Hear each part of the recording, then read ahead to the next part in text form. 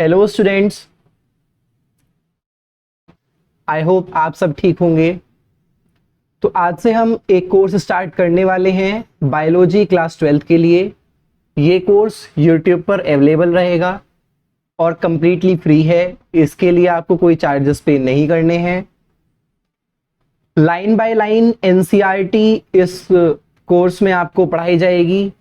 Biology की NCERT जो है वो लाइन बाय लाइन पढ़ाई जाएगी, जिसमें आपको हर लाइन हर वर्ड का मीनिंग आपको बताया जाएगा, जिससे कि आप इसके बाद जब आप एनसीईआरटी दोबारा पढ़ें तो आपको हर एक चीज ठीक से समझ में आ जाए और एनसीईआरटी आपके टिप्स पे नहीं आपके लिप्स पे हो। तो एनसीईआरटी में जो हमारी क्लास 12 की एनसीईआरटी है उसमें जो चैप्टर 1 है वो है रिप्रोडक्शन इन फ्लावरिंग प्लांट्स। पहले ये चैप्टर 2 होता था, जो आप अगर पुरानी एनसीईआरटी देखोगे तो चैप्टर 2 होता था। चैप्टर 1 उसमें रिप्रोडक्शन इन ऑर्गेनिजम्स होता था, जिसको अब एनसीईआरटी ने निकाल दिया है। तो इसको ही हम चैप्टर 1 लेके चलेंगे, reproduction in flowering plants according to new NCERT, और इसको स्टार्ट करते हैं। तो सबसे पहले ये हेडिंग आती है इस चैप्टर में, जिसमें लिखा हुआ है pre fertilisation structures and events. Pre का मतलब क्या होता है? प्री का मतलब होता है पहले। तो फर्टिलाइजेशन के जो पहले स्ट्रक्चर्स और इवेंट्स हैं उनके बारे में आपको यहां पे बताया जा रहा है। तो स्टार्ट करते हैं। Much before the actual flower is seen on a plant, the decision that the plant is going to flower has taken place. इनका कहने का मतलब है कि प्लांट्स में जब हमें फ्लावर अपनी आंखों से, मतलब जब हम फ्लावर को देखते हैं किसी प्लांट के ऊपर, तो ये नहीं है कि वो तुरंत खिल के आ गया है, उसमें काफी ज्यादा टाइम लगता है। अगली लाइन में वो उसको क्लियरिफाई कर रहे हैं कि उस टाइम में होता क्या है। तो कहता है कि सेवरल हार्मोनल और स्ट्रक्चरल चेंजेस होते हैं are initiated which lead to the differentiation and further development of floral primordium. तो इसने बताया है कि आपको मतलब फ्लावर से पहले जो टाइम होता है उसमें वो हार्मोनल और स्ट्रक्चरल चेंजेस होते हैं। यहाँ पे फ्लावर पेरिमोडियम जो इन्होंने बोला है वो फ्लावरिंग की ही स्टेज बताई गई है। Inflorescences are formed which bear the floral buds and then the flowers. Inflorescences word आपने क्लास 11 की एनसीईआरटी में मॉर्फोलॉजी इन फ्लावरिंग प्लांट्स में पढ़ा होगा, जिसमें दो टाइप के इन्फ्लोरेंसेस होते थे। एक होता था रेसमोस और एक होता था साइमोस। अगर मैं रेसमोस की आपको कंडीशन बताऊं तो रेसमोस कुछ इस तरीके का होता था। जो रेसमोस की कंडीशन थी वो कुछ इस तरीके की थी कि उसमें जो मेन स्टेम है वो ऊपर जाती चली जाती थी और उसमें साइड में साइड बाय साइड उसमें बर्ड्स इनिशिएट होती थी, बर्ड्स निकलती थी। लेकिन जो साइमोस था वो था टर्मिनल पार्ट। इसमें क्या होता था, इसमें जो मेन स्टेम है वो टर्मिनेट कर जाती थी और उसके बाद में उस टर्मिनेशन पर ही फ्लोरल बर्ड्स आ जाती थी और फ्लोरल बर्ड्स वहां पे डेवलप होती थी। तो ये रेसमोस और साइमोस दो तरीके के इन्फ्लोरेंसेस होते थे। तो इसी को ही बताया गया है कि यहां पे कि inflorescences are formed which bear the floral buds and then the flowers. यानी कि पहले इन्फ्लोरेंसेस, जैसे मैंने बताया कि फ्लोरल बर्ड्स बनती थी, उन बर्ड्स में से ही फ्लावर्स बनते हैं। In the flower the male and female reproductive structures the androecium and gynoecium. तो यहां पे एंड्रोशियम को मेल रिप्रोडक्टिव सिस्टम कहा जाता है फ्लावर्स में, और जिनोशियम को फीमेल रिप्रोडक्टिव सिस्टम कहा जाता है। डिफरेंशिएट और डेवलप, यही डिफरेंशिएट और डेवलप होते हैं फ्लावर के अंदर। You would recollect that the androecium consists of halts of stamen। तो इन्होंने यहां पे बताया कि एंड्रोशियम में क्या होता है कि एंड्रोशियम में हॉल्ट्स ऑफ स्टैमिन होते हैं, यानी कि स्टैमिन इसी का ही पार्ट है। Representing the male reproductive organ and gynoecium represents the female. तो ये मेल रिप्रोडक्टिव ऑर्गन को रिप्रेजेंट करता है और जो जिनोइशियम है वो आपको फीमेल रिप्रोडक्टिव सिस्टम को रिप्रेजेंट करती है। नेक्स्ट अब देखते हैं कि मेल रिप्रोडक्टिव सिस्टम मतलब मेल रिप्रोडक्टिव जो स्ट्रक्चर होता है वो क्या है।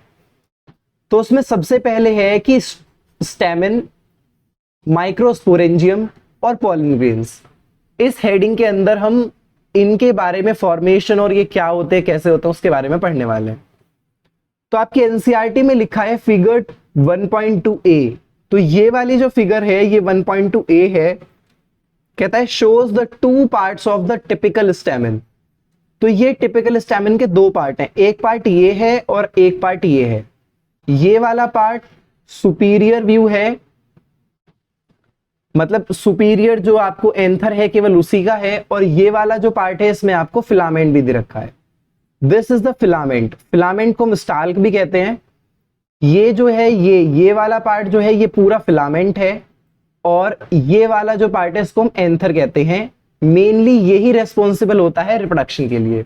अब देख लेते हैं the two parts of the typical stamen, the long cylinder stalk called the filament। exactly जो मैंने बताया ये long cylinder stalk होता है, इस लाइन को मार्क करिएगा, long cylinder stalk जिसको आप filament कहते हैं।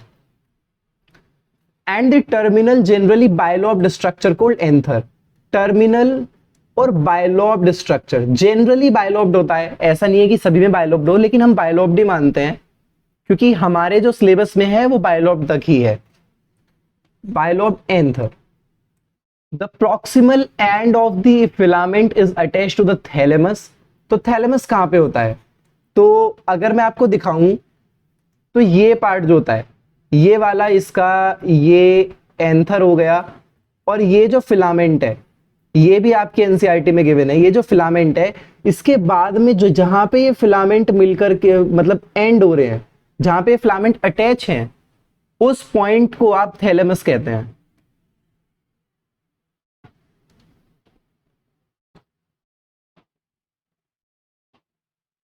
उस पॉइंट को आप थैलेमस कहते हैं। तो यहां पे वही थैलेमस बताया गया है, और थैलेमस पे होगा या फिर पेटल ऑफ दी फ्लावर पर वो जा करके बेसिकली जो फिलामेंट है वो उसका प्रॉक्सिमल एंड वहां पे जाके अटैच हो जाता है। जो मैंने आपको ये दिखाया था यहां पे आप देख रहे हो कि यहां पे ये पेटल्स हैं, तो पेटल से अटैच नहीं है, थैलेमस से अटैच है यहां पे, लेकिन किसी किसी में पेटल से अटैच होता है, वो भी इन्होंने यहां पे बताया हुआ है। The number and length of stamens are highly variable in flowers and different species. देखिए यहां पे हाईली वर्ड नहीं लिखा हुआ है, लेकिन मैं आपको बता देता हूं, आपको पढ़ना है इसको कंसीडर कर सकते हैं, अदरवाइज इसको छोड़ भी सकते हैं। कहता है नंबर और जो इसकी लेंथ है, नंबर और लेंथ जो है स्टैमिन की वो वेरिएबल होती है, एक सेकेंड, वो वेरिएबल होती है फ्लावर्स में, अलग अलग स्पीशीज के जो फ्लावर्स हैं उनमें वेरिएबल होती है। ये वाली लाइन को आप मार्क करिएगा। If you were to collect the stamen from from 10 flowers, each from the different species, and arrange them on a slide, you would be able to appreciate the large variations in the size seen in nature। जैसा कि मैंने आपको बताया वो large variations, क्योंकि मैंने आपको बताया था कि वहां पे आप हाईली कंसिडर कर सकते हैं, तो लार्ज वेरिएशंस आपको इसमें देखने को मिलते हैं। अगर आप 10 फ्लावर अलग अलग स्पीशीज के लेकर के अपने टेबल पे उसको अरेंज करके देखेंगे या किसी स्लाइड पे अरेंज करके देखेंगे तो आप उसको ये देख पाएंगे कि उनके सभी के जो फिलामेंट्स हैं उनकी लेंथ डिफरेंट लेंथ है, उनके स्टैमेंस की डिफरेंट लेंथ है। इवन स्ट्रक्चर भी आपको हाईली वेरिएबल मिलेगा और नंबर भी। Careful observations of each stamen under the dissecting microscope and making neat diagrams would elucidate the range in shape and attachment of the anthers in different flowers। Next है a typical angiosperm anther is bilobed। सबसे important part जो generally की बात करें, जहां पे typical word आ जाएगा वहां पे हम जनरली बात कर रहे हैं। जनरली ऐसा होता है। ये एंथर जो है, एंजियोस्पर्म्स की बात कर रहे हैं हम, क्योंकि हम एंजियोस्पर्म ही पढ़ रहे हैं। फ्लावरिंग प्लांट्स होते हैं वो एंजियोस्पर्म ही बोले जाते हैं, ये कैरेक्टरिस्टिक फीचर है इनका। तो इसमें जो एंथर होगा वो आपको बायलॉब देखने को मिलेगा, जिसमें हर एक लोब में आपको 2 थैका देखने को मिलेगा। तो इस वाले वर्ड को बायलोब्ड और डायथेकस, इन वर्ड्स को आप मार्क करेंगे। ये काफी ज्यादा इंपॉर्टेंट वर्ड्स हैं इस लाइन के रेस्पेक्ट से। Often a long longitudinal groove, इसको आप देखिए कि ये कह रहा है कि long longitudinal groove runs lengthwise separating the two theca. तो ये जो है, ये इन्होंने एक लॉन्ग लॉन्गिट्यूडनल ग्रूव बोला है जो कि आपका थैका तक जाएगा, जो 2 थैका को सेपरेट कर रहा होगा, वो इन्होंने लॉन्ग लॉन्गिट्यूडनल ग्रूव बोला है। ये देखिए, ये वाला जो है, एक सेकेंड, ये मैं आपको दिखा देता हूं। ये वाला जो पार्ट है, ये कंप्लीटली आपको लॉन्गिट्यूडनल ग्रूव देखने को मिलता है, ठीक है।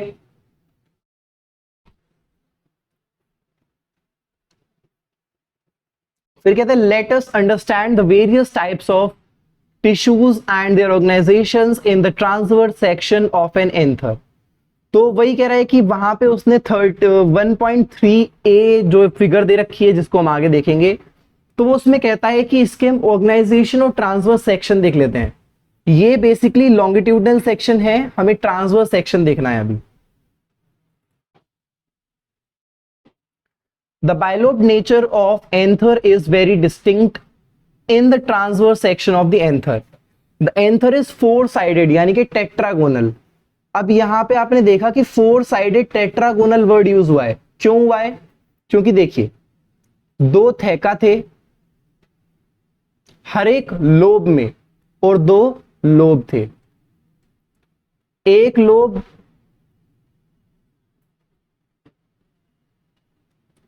लोब में 2 थैका थे, तो टोटल कितने हुए? तो ये 4 थैका हो गए,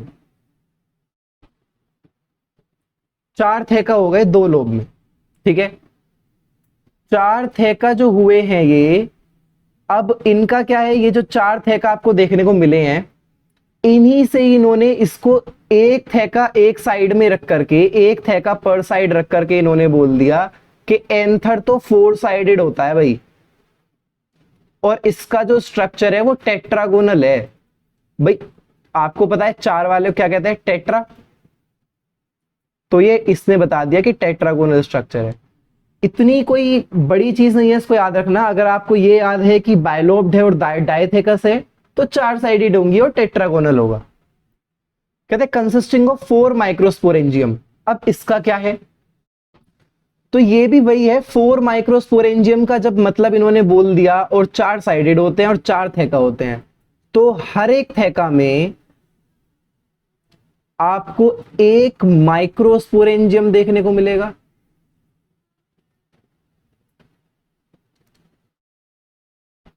ठीक है, हर एक थैका में आपको एक माइक्रोस्पोरेंजियम देखने को मिलेगा।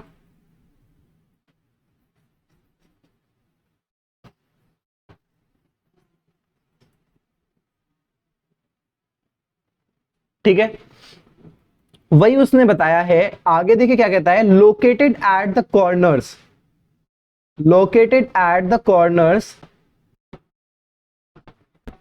To in each lobe. Exactly जो मैंने आपको बताया, 2 इन ईच लोब। भाई थैका भी तो 2 ही थे हर एक लोब में, तो ये बेसिकली थैका को ही बता रहा है कि हर एक थैका में एक आपको माइक्रोस्पोरेंजियम जरूर से होगा। अब ये माइक्रोस्पोरेंजियम क्या है, इसे देख लेते हैं। कहता है the microsporangium develop further and become. अब ये जो माइक्रोस्पोरेंजियम है, एक थैका में, एक सेकेंड, एक थैका में आपने देखा कि एक माइक्रोस्पोरेंजियम था,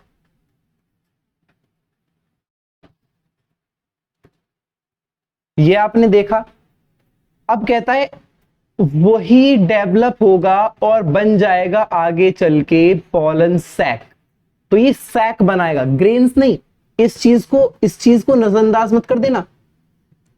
इसको सैक मत समझ लेना, सॉरी ग्रेन मत समझ लेना, सैक है सैक। एक सेकेंड, ये सैक है, ठीक है, तो इस चीज को ग्रेन मत समझ लेना। तो वही माइक्रोस्पोरेंजियम आगे जाकर के आपको पॉलन सैक बना देगा, मतलब बन जाते हैं। दे extend longitudinally all through the length of an anther and are packed with the pollen grains। ये longitudinally extend करते हैं, ठीक है, all through the length, पूरी लेंथ में, जो एंथर की लेंथ है। ध्यान रखना दो अलग अलग चीजें हैं, यहां पे लेंथ में कंफ्यूजन नहीं होना है। लेंथ यहां पे फिलामेंट की नहीं बोली है, एंथर की लेंथ बोली है। इस लाइन को आप कंप्लीटली मार्क कर लीजिए, ऊपर से लेके नीचे तक, यहां से लेके यहां तक कंप्लीटली मार्क कर लीजिए, हाईलाइट कर लीजिए इस लाइन को। And are packed with the pollen grains, और यही जो पॉलन सैक है, इन्हीं के अंदर पॉलन ग्रेन्स होते हैं, ठीक है। इस चीज में थोड़ा सा डिफरेंस है, ध्यान से समझिए। दोबारा एक बार वीडियो को देख के समझ लीजिए, अगर समझ में नहीं आ रहा है, फिर भी समझ में नहीं आता है तो आप मेरे को कमेंट करके बता दीजिए, मैं नेक्स्ट वीडियो में इसको इंक्लूड कर लूंगा। Next is structure of microsporangium, ठीक है। अब कहता है इन the transverse section a typical microsporangium appears nearly circular in outline. Mark that, nearly circular. जब आप उसका ट्रांसवर्स सेक्शन देखते हैं, माइक्रोस्पोरेंजियम का ट्रांसवर्स सेक्शन देखते हैं, आपको दिखा देते हैं। ये देखिए, ये ए वाली थी, इस पे भी आएंगे। ये देखिए, जब आप इसका ट्रांसवर्स सेक्शन देख रहे हैं, ये इसका ट्रांसवर्स सेक्शन है। उसने बोला है आपको कि 1.3 की बी देखनी है, तो चलिए ये देख लेता है ना, क्या चीज है इसको देख लेता है। ये रहा, तो कहता है ट्रांसवर्स सेक्शन जब आप इसका देख रहे हैं तो क्या बोला था कि सर्कुलर आउटलाइन। बिल्कुल सही। देखो, अगर आप इसको पूरा कर लो तो ये सर्कुलर बन गया, सर्कुलर आउटलाइन आ रही है ना, मतलब इन्होंने तो आधा ही दे रखा है ना। तो वही कह रहा है कि इसकी जो आउटलाइन है वो सर्कुलर है, सर्कुलर आउटलाइन का है। फिर देखिए और क्या कहता है, it is generally surrounded by 4 layers. Mark these layers. In layers के नाम याद कर लीजिए। इनमें फिर डिफरेंस बताता हूं, बहुत अच्छा एक अभी कंसेप्ट है, उसे बताता हूं। तो ये 4 लेयर्स हमें देखनी है। पहली है epidermis, endothecium, middle layers.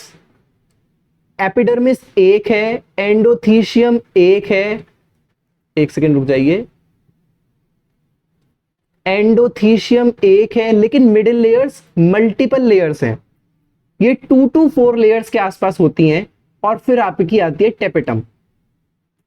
The outer 3 layers, एक सेकेंड, द आउटर 3 लेयर्स। तो ये कौन सी 3 लेयर्स की बात कर रहा है, देखते हैं। ये बात कर रहा है मिडिल लेयर, एपिडर्मिस की, एंडोथीशियम की और मिडिल लेयर्स की। अब आप बोलेंगे सर आपने कैसे बता दिया वो आउटर 3 है, क्या पता वो अंदर से बता रहा हूं। डायग्राम देख लेते हैं बच्चों। ये रहा इसका डायग्राम। आप देख रहे हैं लास्ट वाली, सबसे बाहर वाली जो है वो एपिडर्मिस है। एक चीज यहां पर इन्होंने थ्योरी में इंक्लूड नहीं की है, जहां से क्वेश्चन नीट में आ जाता है और आपका एमसीक्यू बेस्ड क्वेश्चन भी बन सकता है यहां से सीबीएसई एग्जाम्स में। यहां पे जो एपिडर्मिस चीज लिखी हुई है ना, एपिडर्मिस, ये यहां पे इन्हें लिखना चाहिए था outer most layer epidermis, but कोई नहीं, हम आपको बता देते हैं। इन्होंने नहीं लिखा तो इनकी कमी हम पूरी कर देते हैं। ये देखिए, तो ये वाली जो लेयर है, ये लेयर है आउटर मोस्ट, ठीक है। अब आप बोलेंगे एंडोथीशियम, उसके अंदर वाली एपिडर्मिस के अंदर आपको एंडोथीशियम मिलती है और ये होती है सेकंड आउटर मोस्ट।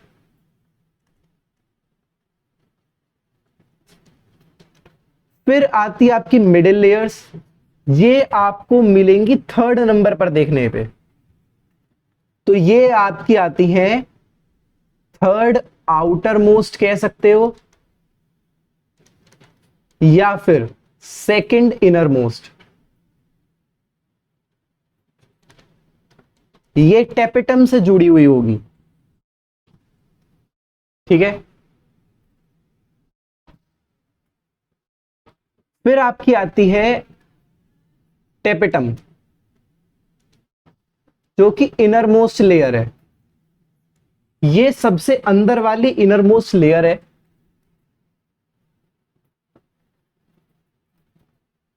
ठीक है, अब देख लेते हैं क्या कहता है। कहता है the outer three layers perform the function of protection and helps in dehiscence of anther. Mark this line, dehiscence of anther, protection का और डिहाइजेंस, एंथर के डिहाइजेंस होने का जो है जो फंक्शन है उसमें ये हेल्प करती है। प्रोटेक्शन इनका मेन फंक्शन होता है।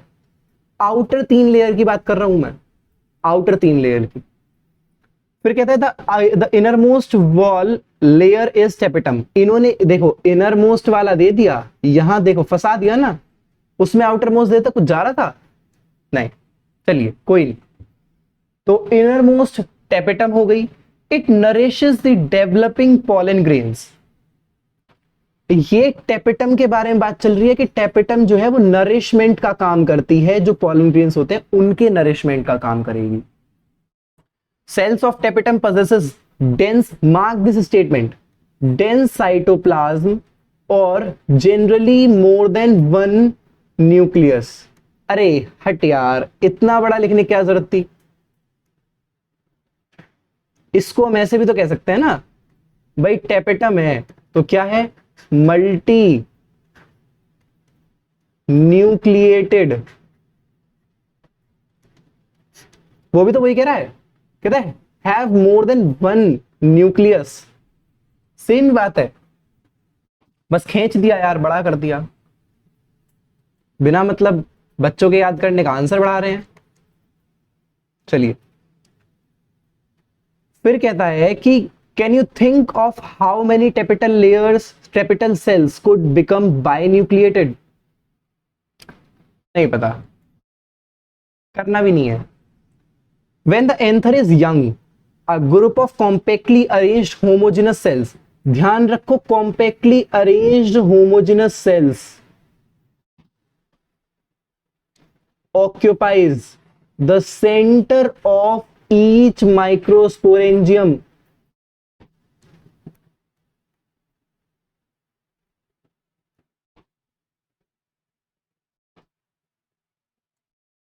ठीक है, अब आप कहेंगे सर बीच में एक वर्ड छोड़ दिया।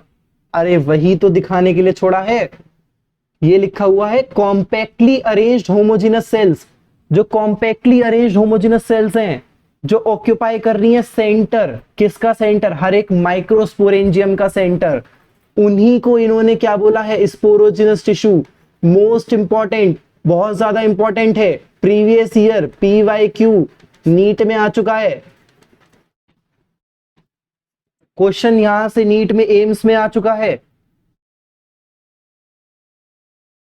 इसको मार्क करिएगा।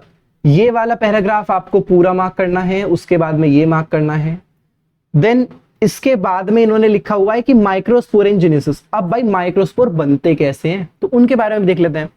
As the anther develops, the cells of sporogenous tissue undergo meiotic division, market meiotic divisions to form microspore tetrad.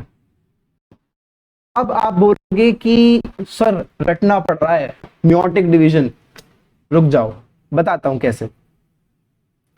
इन्होंने बोला है, एक सेकंड रुकिए, यहीं पे एक्सप्लेन कर देते हैं।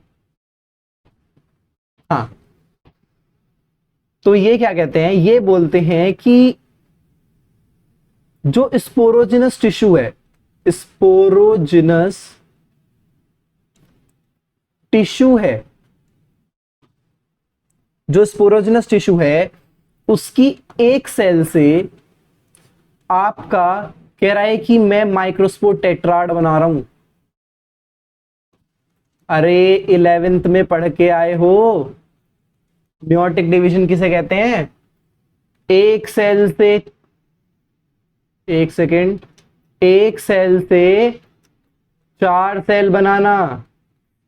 वही तो बोल रहा है वो, टेट्राड ही तो बोल रहा है यार, हर जगह टेट्राड टेट्राड है भाई। एक सेल दी उसने स्पोरोजिनस टिश्यू की और हमने टेट्राड बना खड़ा कर दिया। अबे एक सेल से 4 सेल बना रहे हैं, तो ये इसी को ही तो मियोसिस कहते हैं। माइसोसिस, सॉरी, माइटोटिक में तो 2 ही बनती थी ना एक से। बाय द वे यहाँ पे नंबर भी याद हो जाएगा, ये सिर्फ तुम्हें समझाने के लिए था।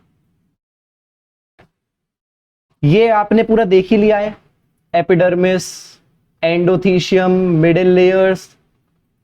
ये आपको देखना जरूरी था ना, माइक्रोस्पोर मदर सेल, जिसको आप एमएमसी कहते हो।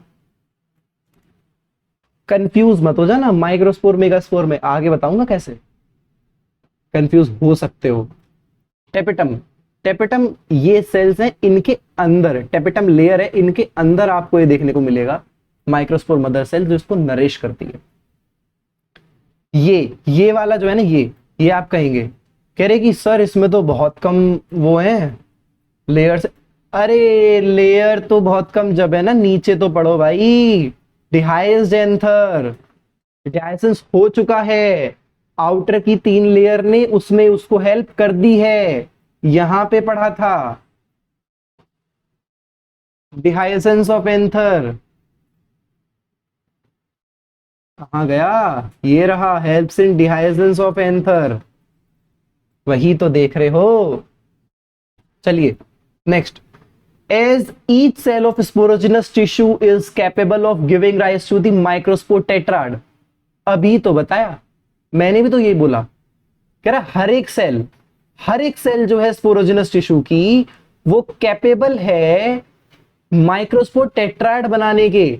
अभी पीछे बता के आया हूं, ये देखो, ये रहा कि एक सेल, ये रहा एक सेल माइक्रोस्पोर टेट्राड बनाएगी, हर एक सेल, यही वही बोला उन्होंने। Each one is the potential pollen और माइक्रोस्पोर मदर सेल।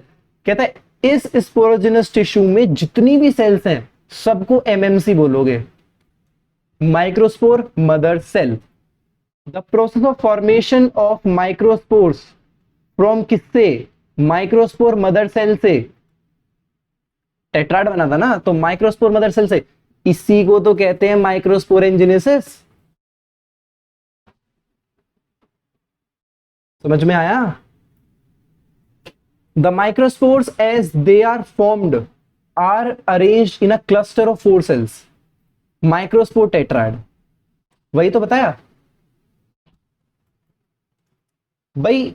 इन्होंने क्या कहा कि माइक्रोस्पोर्स जो होते हैं, क्योंकि वो फॉर्म्ड हुए हैं 4 सेल्स में, तो माइक्रोस्पोर टेट्राड जैसे तो दिखेंगे। कहता है 1.3 की ये देख लो। अच्छा जी, अभी देख लेते हैं, देख लिया। फिर यहां पे ऐसा कुछ गिवन नहीं है जो इसको एक्सप्लेन कर रहा हूं, पता नहीं क्यों ही लिखा है उन्होंने। As the anther matures and dehydrate, the microspore dissociate from each other and develop into the pollen grains. Mark this line at all, कि जब एंथर जो है वो मैच्योर हो जाएगा और डिहाइड्रेट होगा, तभी तो वो माइक्रोस्पोर डिसोशिएट होंगे। आप माइक्रोस्पोर को भी पोलन ग्रेन्स नहीं बोल सकते हो, उसमें भी अभी मॉडिफिकेशन होनी जरूरी है। वो क्या होगा? डिसोशिएट होगा एक दूसरे से, टेट्राड जो था वही मिलकर के आपको पोलन ग्रेन्स बना देगा। Inside each microsporangium several thousands of microspores, बता रहा है वो भाई। हर एक माइक्रोस्पोरेंजियम में several thousand, mark these words, 2 words, several thousands of microspore pollen grains are formed that are released with the dehiscence of anther। इतने तो भाई रहते हैं। pollen grain क्या है वो भी तो देख लेते हैं। तो pollen grain क्या है? कहता है the pollen grains represent the male reproductive gametophytes। ओ, हमने तो कुछ और पढ़ा था।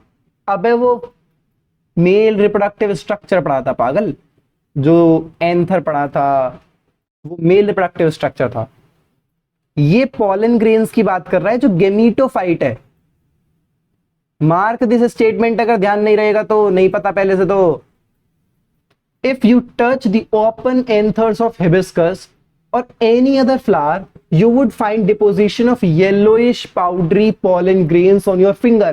और जो वो येलोइश पाउडरी होता है ना, येलोइश पाउडर सा होता है, पाउडर नहीं होता वैसे, वो ग्रेन टाइप हमें लगता है भाई, वो पॉलन ग्रेन ही तो है। करके देख लेना एक बार। Sprinkle these grains on a drop of water taken on the glass slide. ये आपको करने के लिए बोल रहा है कि भाई एक्सपेरिमेंट करके देख लो, तो आपको पता लग जाएगा, है ना।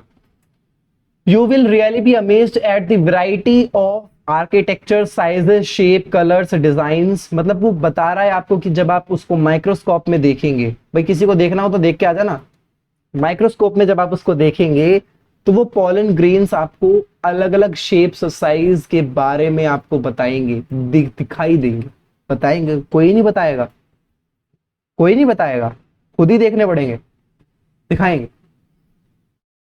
अब वो पॉलन अपने आप से उठ के थोड़ी बोलेंगे कि देख हमारा शेप साइज देख, नहीं, वो सिर्फ आपको खुद से वो ऑब्जर्व करना है।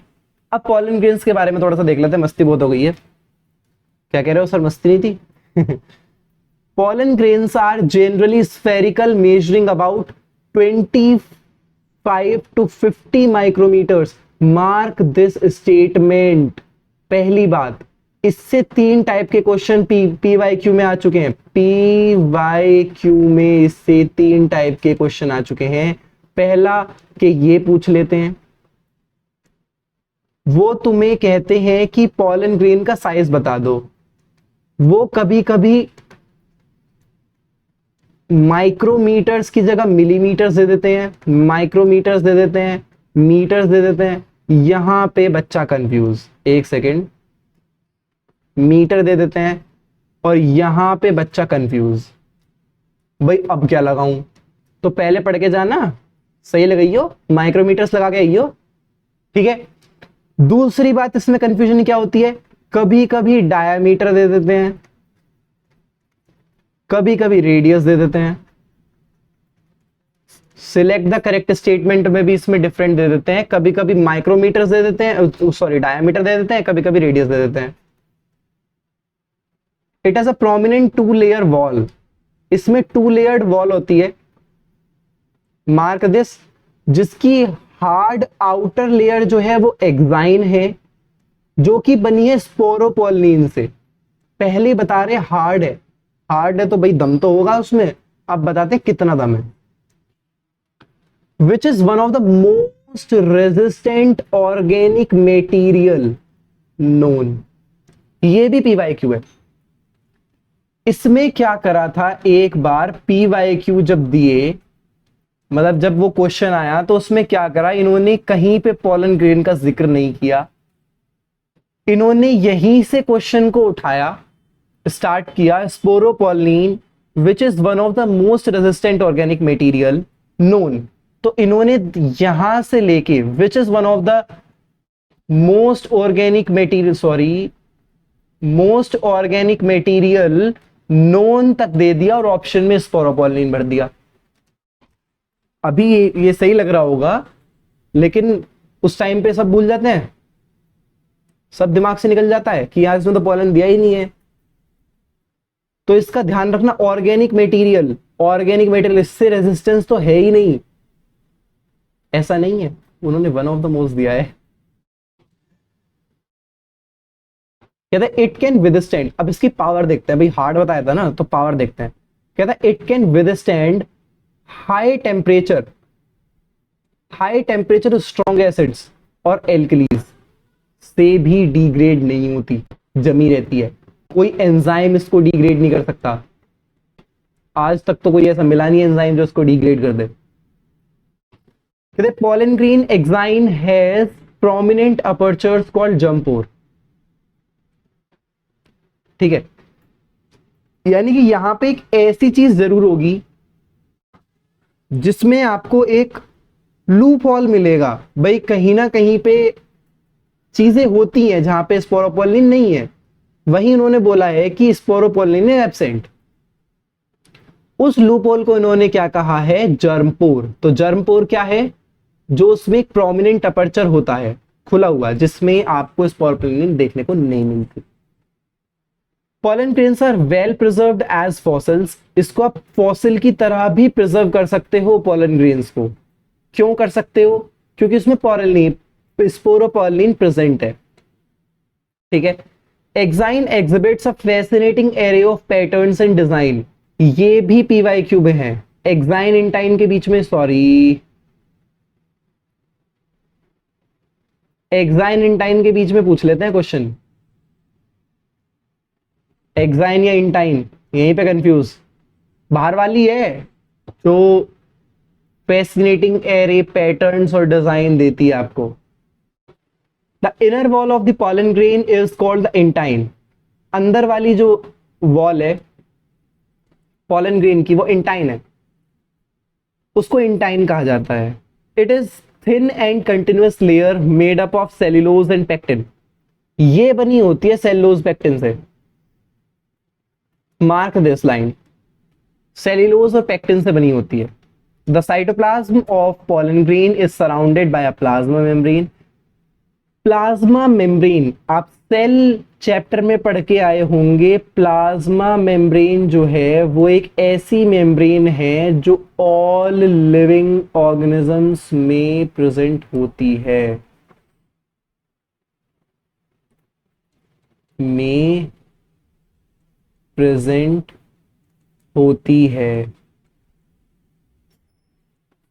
देखा इंग्लिश, तो इस चीज को ध्यान रखेंगे। The cytoplasm of pollen grains is surrounded by plasma membrane. When the pollen grain is mature, it contains two cells. जब pollen grain mature हो जाएगा तब की बात कर रहे हैं। कौन कौन से सेल्स, एक वेजिटेटिव सेल है और एक जनरेटिव सेल है। तो इसमें दो टाइप की सेल्स आपको देखने को मिलेंगी, ये देख लीजिए। वेजिटेटिव सेल बड़ी वाली और छोटी वाली जनरेटिव सेल। क्या इनमें कोई डिवीजन है, देखते हैं। कहते हैं वेजिटेटिव सेल इज बिगर, अभी बताया बड़ी वाली वेजिटेटिव होती है, बीवी वेजिटेटिव होती है। Has abundant food reserve and large irregular shaped nucleus. इसका न्यूक्लियस देखो, लग रहा है ऐसे ऐसे ऐसे करके किसी ने बना दिया न्यूक्लियस। ये रहा, ले जा ले जा न्यूक्लियस ले जा, है ना, लग रहा है ना, ऐसी बना दिया किसी ने। तो वही वो कह रहा है कि इरेगुलर, लार्ज है और इरेगुलर, इस वाली लाइन को आप मार्क करेंगे। इस वाली लाइन, पूरी लाइन को आप यहां से लेकर के आप मार्क करेंगे कि लार्ज और इरेगुलर शेप्ड, एक सेकेंड,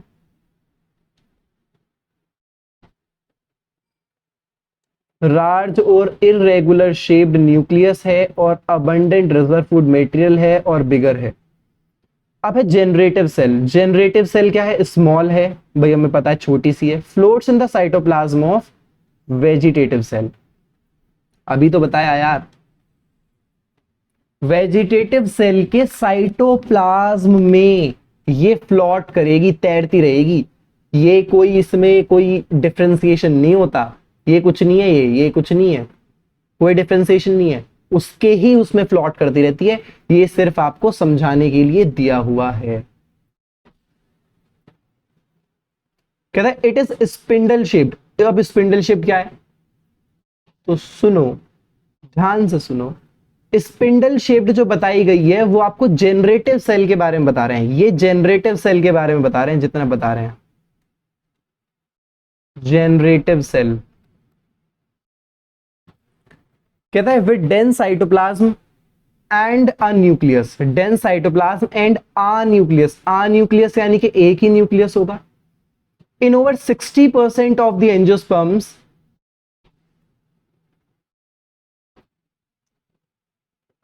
एक second, in over 60% of angiosperms pollen grains are shed at two-celled stage।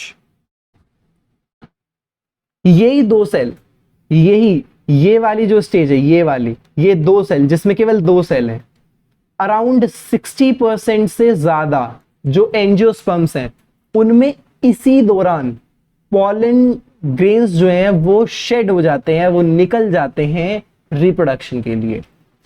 In the remaining species, अब जो बाकी बची स्पीशीज है उनका क्या भाई, 60% के आसपास, तो आपने इसको बता दिया, ये वैसे 60% प्लस था, लेकिन बाकी जो 30 प्लस बचे वो क्या है ना, तो उसमें कहते हैं कि बाकी 30% प्लस में 3 सेल्ड स्टेज में होती है। अब तुम लड़ोगे, कहोगे सर सेल तो 2 थी, 3 सेल्ड में कैसे हो गई, आगे देखते हैं कैसे हो गई। The generative cell divides mitotically, ध्यान रखना माइटोटिकली, पीछे मायोटिकली पढ़ाया था, ये माइटोटिकली है, to give rise to 2 male gametes. अब देखो ना, पहली बात तो जेनरेटिव सेल, इसको मार्क करो, इसको रेड मार्क कर लो, बहुत इंपॉर्टेंट है। माइटोटिकली, क्योंकि 2 मेल गैमीट्स, 2 सेल्स बना रहा है तो माइटोटिकली तो बनाएगा।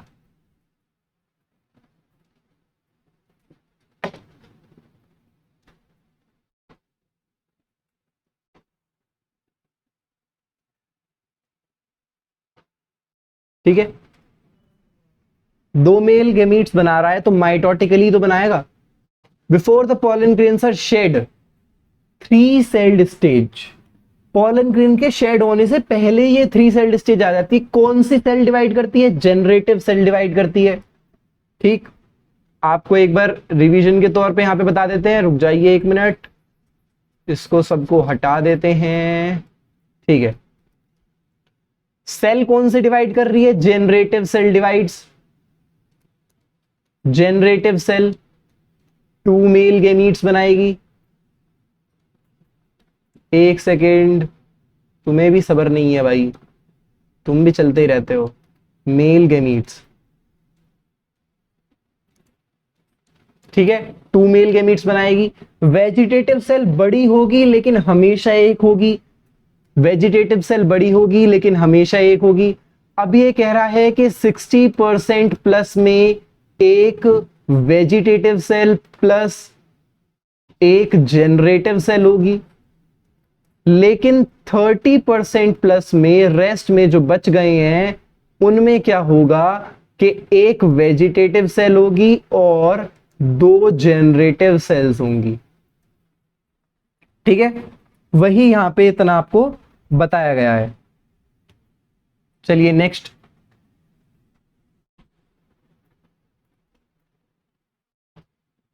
Next pollen grains of many species causes severe allergies and bronchial afflictions in some people, often leading to the chronic respiratory disorders, asthma, bronchitis, etc. ये इतना इंपॉर्टेंट नहीं है, बट इसको एक बार पढ़ना है, क्योंकि जो आपके वो आते हैं, क्या कहते हैं उसको, correct the select the correct statement वाले जो क्वेश्चंस आते हैं, सिलेक्ट द करेक्ट स्टेटमेंट, उनमें ये स्टेटमेंट आ जाती है,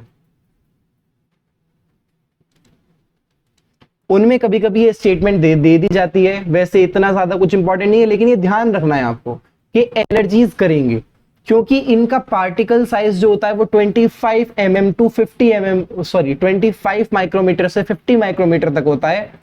तो ये आपको ब्रोंकियल एफ्लिक्शंस कर सकते हैं। ठीक है, अभी जब आप मेडिकल की पढ़ाई में आगे जाएंगे ना, तो आपको ये सब चीजें पता लगेंगी जब आप इनको पढ़ेंगे, कॉजेज में पढ़ेंगे, डिजीज कॉजेज में पढ़ेंगे। It may be mentioned that parthenium और कैरेट ग्रास, तो इसको ध्यान रखना, ये इंपॉर्टेंट है, ये चीज इंपॉर्टेंट है जो बोलने वाला हूं। पार्थेनियम को ही कैरेट ग्रास बोला जाता है, वो इंडिया में आ गई थी as contaminated with imported wheat. अब इसका मतलब क्या है भाई, अनाज लेके आए, गेहूं लेके आए थे हम बाहर से, ठीक है, उसी के साथ में कंटेमिनेट होके आ गई, पता भी नहीं लगा। ये सबसे बड़ी पॉलन ग्रेन है जो सबसे ज्यादा एलर्जी करती है। यूबिक्विटस मतलब कंटिन्यूअस, इसका मतलब काफी हाई रेट पर ये मल्टीप्लाई होकर के बढ़ती चली जाती है, कह रहा है ना, यूबिक्विटस इन अक्रेंस, और ये पॉलन एलर्जी करती है। अब pollen grains are rich in nutrients, nutrients में रिच रहते हैं, ठीक है। It has a fashion in recent years to use pollen tablets as the food supplements. तो ध्यान रखना, पोलन टैबलेट्स को फूड सप्लीमेंट्स की तरह भी यूज किया जा रहा है।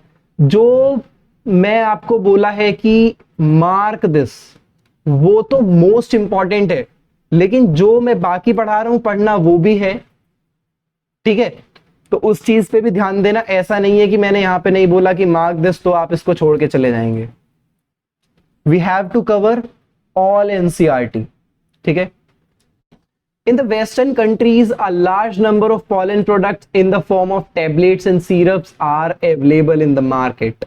ठीक है, तो ये चीज देख लेना, वेस्टर्न कंट्रीज में ये आजकल ट्रेंड चल रहा है। स्पोर्ट्स पर्सन्स जो होते हैं, एथलीट्स होते हैं, ये अगले में दे रखा है इन्होंने, एथलीट्स और स्पोर्ट्स पर्सन्स की, रेस हॉर्सेस की परफॉर्मेंस को बूस्ट करने के लिए होती है, इनसे बूस्ट करने के लिए ये pollen as a supplement, food supplement दिए जाते हैं।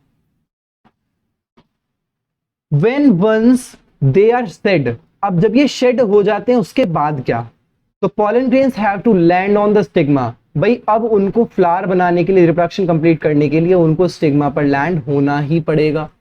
इसको आगे में कैसे लैंड होते हैं, कैसे वो पूरी होती है उसका रिप्रोडक्शन की प्रोसेस, वो हम आगे कवर करेंगे चैप्टर में, वो आगे दी हुई है।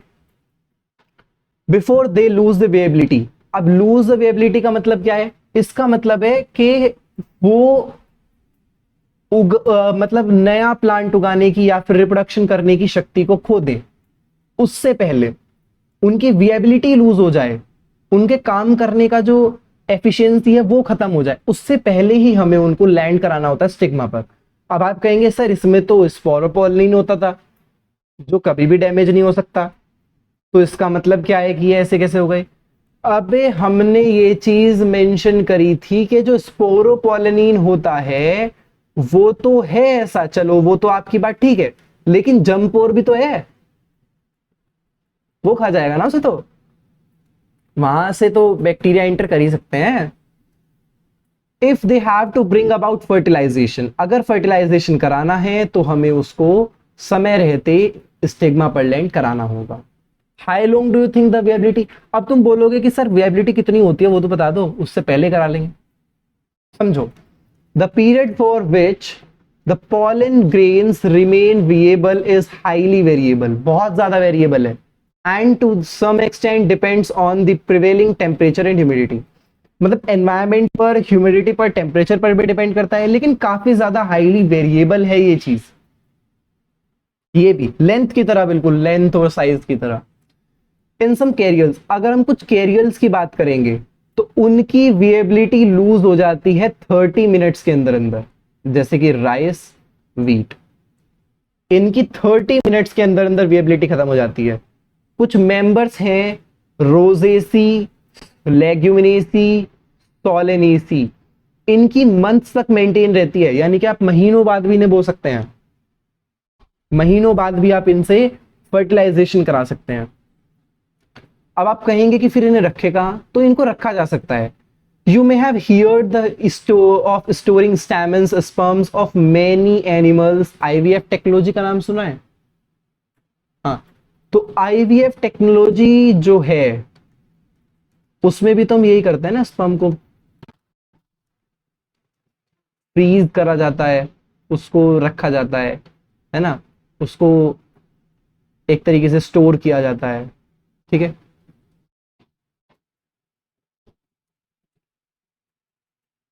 Including humans for the artificial insemination, AI, आप इसको सेकेंड चैप्टर ह्यूमन रिप्रोडक्शन में भी पढ़ेंगे। It is possible to store pollen grains of a large number of species for years in liquid nitrogen, आप इसको ईयर्स तक रख सकते हैं बचा के, सालों तक। कैसे? 196 degree Celsius, mark this line, 196 degree Celsius liquid nitrogen में आप इसको कैप्ट कर सकते हैं। Such stored pollen grains can be used as pollen banks, इनमें मतलब pollen bank की तरह भी इनको यूज किया जा सकता है, जो कि बाद में आपको ऐसे के ऐसी एक अच्छा खासा क्रॉप ब्रीडिंग प्रोग्राम्स करा दिए जाएं और एक अच्छे खासी आपको फसल उससे मिल पाए, जो आप चाहते हैं, आपकी मर्जी। अब आप बोलोगे सर इंपॉर्टेंट तो ये भी है, तो आपने ये क्यों मार्क नहीं कराए? बताता हूं। आपको ये ध्यान रखना है इसमें सिर्फ कि कैरियर्स जो होते हैं, कैरियर्स जो होते हैं जैसे rice and wheat,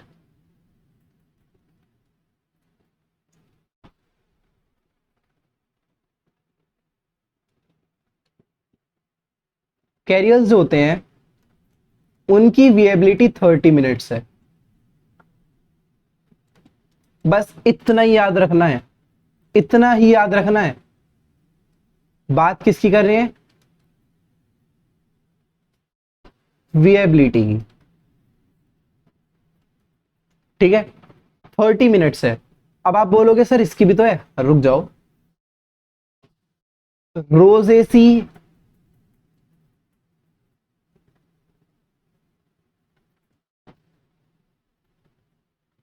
Leguminosae, Leguminosae,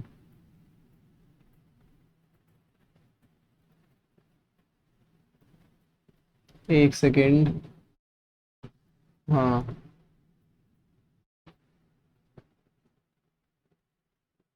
और सोलेनेसी।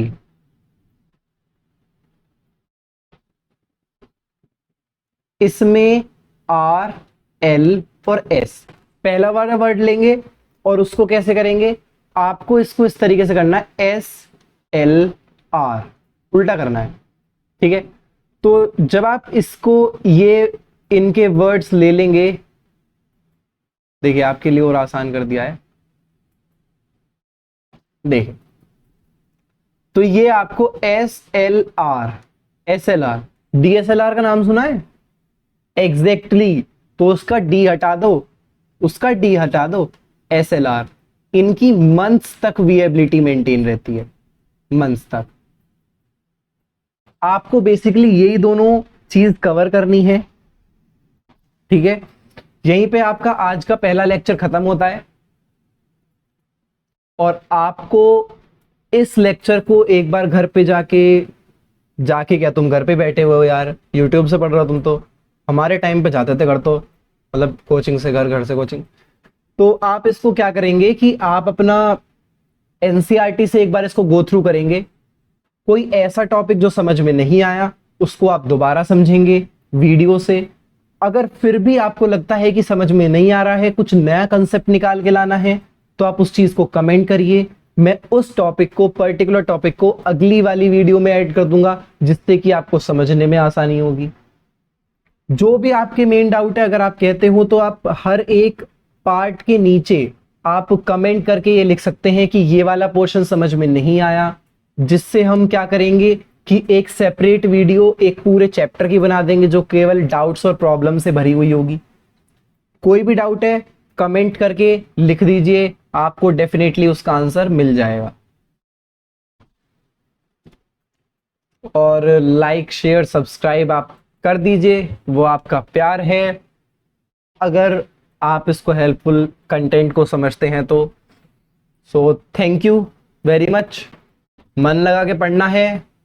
अगली वीडियो में मैं आपके लिए लेके आता हूं आगे के कंटेंट इसी चैप्टर के। सो थैंक यू, चलिए, थैंक यू गाइस।